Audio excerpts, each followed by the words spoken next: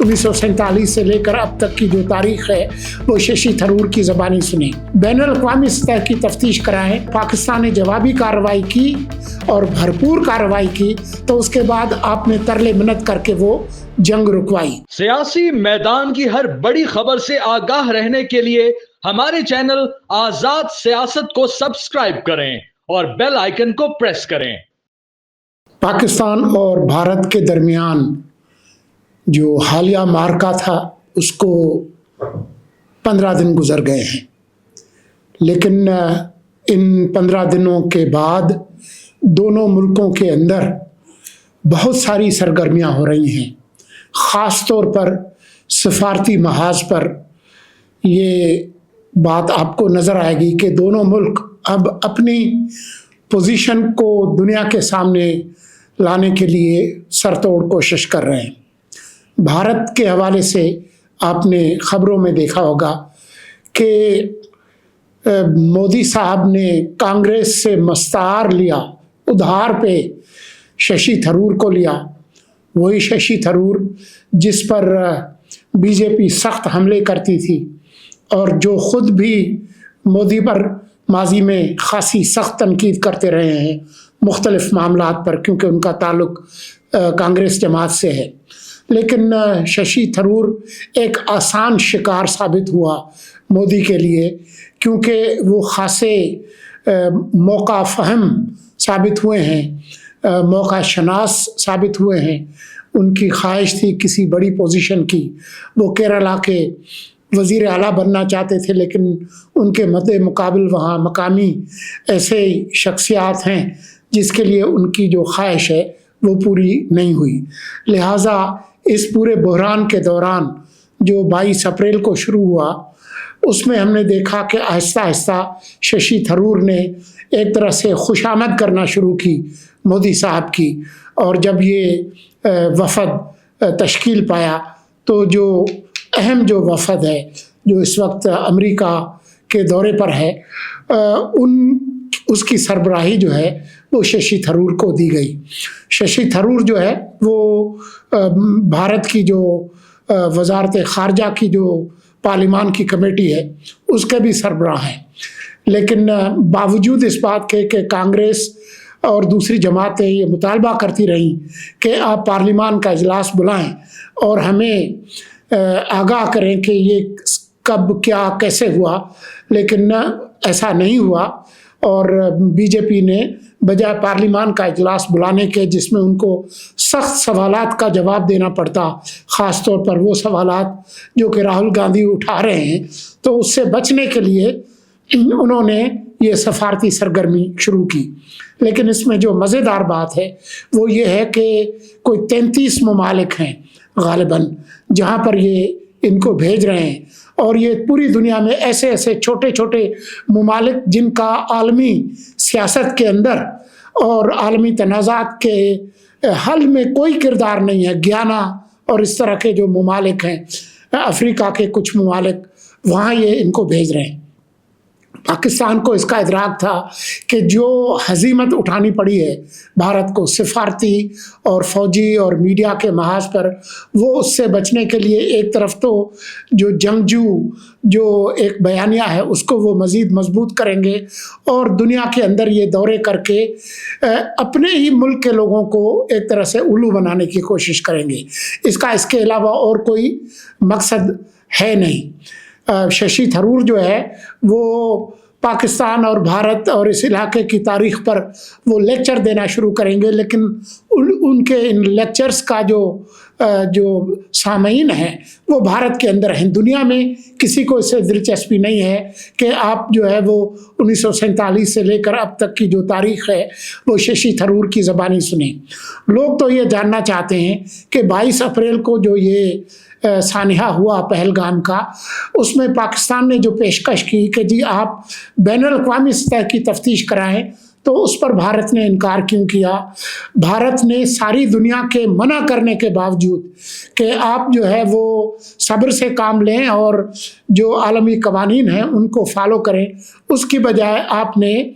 6 और 7 की जो रात है पाकिस्तान पर हमला किया। उसके बाद फिर 10 10 کی صبح کو آپ نے پاکستان کی جو فوجی تنصیبات ہیں ان پر حملہ کیا، اور جب پاکستان نے جوابی کارروائی کی اور بھرپور کارروائی کی تو اس کے بعد آپ نے ترلے منت کر کے وہ جنگ رکوائی۔ آپ نے اسی پہلگام کو جواز بنا کر پاکستان کے ساتھ 65 سالہ جو سنتاس معاہدہ تھا اس کو یک طرفہ طور پر معطل کرنے کا اعلان کیا، اور اب اس طرح کی بھارتی میڈیا میں آپ خبریں لگوا رہے ہیں کہ جی ہم منصوبے بنا رہے ہیں کہ جی ہم نئے جو ہے وہ ڈیم بنائیں گے اور پانی روکیں گے۔ وہ ابھی تک ان کی ایک خام خیالی ہے، لیکن بھارت کو یہ پتہ ہے کہ اگر اس نے واقعی اس طرح کی کوئی کوشش کرنے کی کوشش کی تو اوپر سے یہ سارے دریا نیپال اور چین سے آتے ہیں، جن کے ساتھ بھارت کے تعلقات اچھے نہیں ہیں۔ نیپال کی جو بھی تکنیکی استعداد ہو، لیکن چین کے پاس جو تکنیکی استعداد ہے وہ بھارت سے 100 گنا زیادہ ہے۔ بھارت ابھی سوچے گا، چین اس پر عمل کر لے گا، اور یہ سارے جتنے بڑے دریا ہیں، چاہے گنگا ہے، ستلج ہے، دریا سندھ ہے، وہ ادھر ہی سے آتے ہیں۔ تو پاکستان کو ہوشیار رہنے کی ضرورت ہے۔ پاکستان جو ہے وہ اس معاملے کو جو عالمی ادارے ہیں وہاں لے جائے گا، اور جو ابھی پاکستان سفارتی سطح کی جو سرگرمی کر رہا ہے، جس کی سربراہی بلاول بھٹو کر رہے ہیں، وہ پہلے نیو یارک جائیں گے، لیکن بھارت کے برعکس پاکستان کی جو حکمت عملی ہے وہ زیادہ بہتر لگ رہی ہے کہ وہ ساری دنیا کے چکر لگانے کے بجائے جو دنیا کے اہم ترین جو ممالک ہیں وہاں جائیں گے، اور دنیا کو بتائیں گے کہ بھارت نے یہ جارحانہ سرگرمی کر کے نہ صرف یہ کہ اس خطے کے امن کو خطرے میں ڈالا ہے، بلکہ عالمی امن کو خطرے میں ڈالا ہے۔ پاکستان کا جو وفد ہے اس کے اندر بہترین لوگ موجود ہیں۔ بلاول کے ساتھ سابق سفیر اور سینیٹر شیری رحمان ہیں، پہلے جو وزیر دفاع اور وزیر خارجہ بھی رہے ہیں خرم دستگیر، بہت پڑھے لکھے شخص ہیں، وہ موجود ہیں، اور ہنا ربانی کھر جو وزیر خارجہ بھی رہی ہیں، اور ان کے پاس بھرپور تجربہ ہے ان تمام معاملات کا۔ تو اس کو سامنے رکھتے ہوئے میرے خیال میں جو پاکستانی وفد ہے وہ اس کی جو کارکردگی ہے وہ صرف ہمارے جو مقامی جو سامعین ہیں پاکستانی ان کے لیے نہیں ہوگی، بھارت کے برعکس یہ جو اہم ترین جو دارالحکومتیں ہیں وہاں پر ان کو یہ باور کرایا جائے گا کہ آپ کے مفاد میں یہ ہے کہ بھارت کی یہ جو جارحانہ سرگرمیاں ہیں ان کو روکیں۔ بھارت کے اندر ٹرمپ صاحب کے خلاف جو ان کے اعلانات تھے مصالحت کرانے کے، جنگ بندی کرانے کے، اس سے جو مودی کو نقصان ہوا ہے، اس کے نتیجے میں بھارت کے اندر جو ٹرمپ صاحب کے خلاف جو بھرپور زہریلی پراپیگنڈا کی جا رہی ہے اس کا بھی فائدہ پاکستان کو ہی ہوگا، بھارت کو اس کا کوئی فائدہ نہیں ہوگا۔ تو یہ لگتا ایسا ہے کہ بھارت سفارتی اور خاص طور پر بیانیے کے محاذ پر ایک گڑھے میں گرا ہوا ہے اور مزید کھدائی میں مصروف ہے۔ پاکستان نے صرف یہی نہیں کیا کہ آپ نے ایک بہترین ایک وفد تشکیل دیا جو جائے گا، لیکن پاکستان کے جو وزیر خارجہ ہیں وہ بھرپور سفارتی سرگرمیوں میں رہے ہیں سرگرم۔ چین کے علاوہ باقی دنیا کے حوالے سے آپ نے دیکھا کہ اس بحرانی دور میں جو ٹیلی فون ڈپلومیسی اسحاق ڈار نے کی اس کا کوئی جواب نہیں ہے، لیکن ابھی یہ معاملہ ٹھنڈا ہی نہیں ہوا تھا۔ آپ نے دیکھا کہ پاکستان کے وزیر اعظم اپنے وفد کے ساتھ ان ملکوں میں گئے ہیں، ترکی سے شروع کر کے ایران جائیں گے، آذربائیجان جائیں گے، تاجکستان جائیں گے، جو خطے کے ممالک ہیں ان کے ساتھ تعلقات کو مزید مضبوط کرنے کی کوشش کر رہے ہیں۔ تو میرے خیال میں پاکستان ابھی تک جو ہے وہ ان تمام محاذوں پر زیادہ بہتر سرگرمی اور کارکردگی دکھا رہا ہے۔ اب ذرا ایک مختصر نظر ڈال دیں کہ ان دونوں ملکوں کے اندر سیاست کے اندر اس کے کیا اثرات پڑے ہیں۔ بھارت کے اندر ہم نے یہ دیکھا ہے کہ شروع میں تو جب جنگ کا محاذ گرم تھا تو اس وقت تو کانگریس نے ساتھ دیا مودی کا، لیکن اس وقت بھی انہوں نے اہم ترین سوالات ضرور اٹھائے کہ جو سیکورٹی اور جو انٹیلیجنس کا جو فیلئر ہوا اس کا جواب دے۔ مودی صاحب ملک سے باہر تھے جب یہ واقعہ ہوا، وہ آتے ہی بہار چلے گئے جہاں پر الیکشنز ہونے ہیں، اور انہوں نے یہ تکلیف نہیں اٹھائی کہ وہ جائیں اور جو حزب مخالف کی جماعتیں ہیں ان کے ساتھ کوئی ڈائلاگ کریں۔ انہوں نے اپنے وزیر کو بھیج دیا۔